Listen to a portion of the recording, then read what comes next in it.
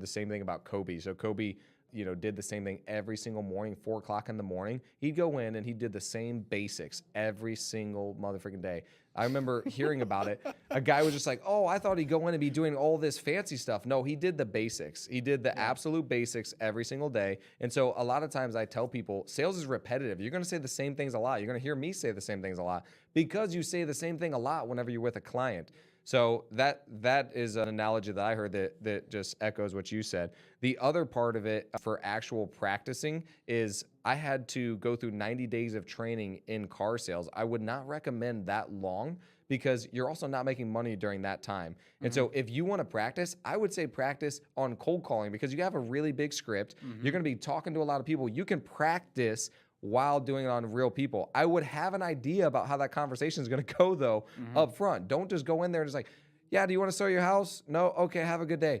Like just get a script or something, watch some YouTube videos, get a general idea about where you want this framework to go, then talk to them. Like you don't just go in and just wing it every time and now you're going to learn on the fly. And I hear a lot of guys do that. They're like, I just am going to learn on the fly and I'm just going to say whatever first comes to my head. I'm like, that is it's not very repeatable. It's not very scalable because let's just say that it happens to go well and you get a deal. You don't know how you did it. You don't know what you said. You don't know anything because you didn't even have a framework of how the conversation went. You'd be like, oh, shoot, they said yes. What did I do? I don't really know. But if you actually build it out before you go and do it, you practice a couple times, and then you start cold calling, I think that's a good way to practice.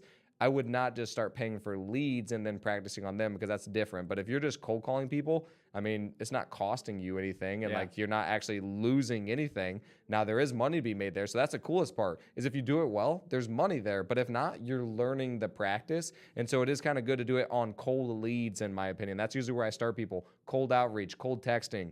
And that way they're just like reaching out to people and they're learning while they're doing it. But yeah, on incoming leads, on paid stuff, you don't want to be practicing on those people. No. Like you paid $250, $300 for that lead.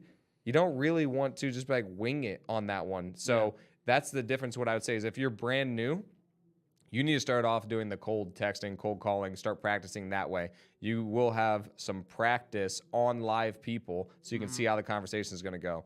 And then I only will give like incoming leads to people that have already done that and have been doing it for maybe 30, 60 days, or I role play with them and then I see how do they go through the script, how they're going to do it. Whenever they do that, that's when I'm going to give them the incoming leads that cost money because if not, I'm taking them. That's how we started off in the beginning.